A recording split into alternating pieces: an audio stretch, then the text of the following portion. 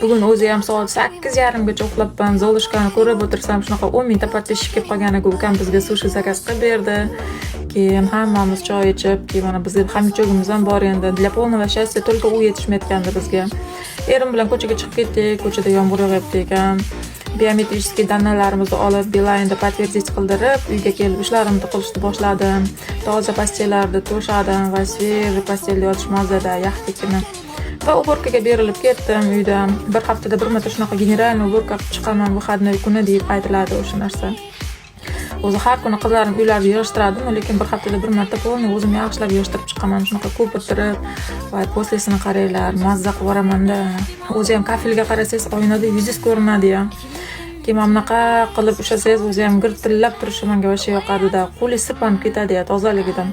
Hamma narsani taxlab, qizlarim shunaqa kartoshka piyozlarni отдельно qilib qo'yib chiqdi. Mikrovolnovkani ham yuvdim oradan.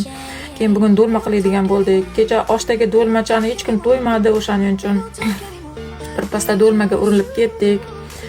Qizlarimiz bilan hammamiz birga tugib, keyin Shahrizoda shunaqa pomidorlarni joylashtirdi. O'zini qilgan ishidan o'zi xursand bo'lib, va mana do'lmalarimiz ham pishib chiqdi. Orada bizga erim tandir go'sht ham olib kelibdi. Rahmat deb xursand bo'lib qoldik.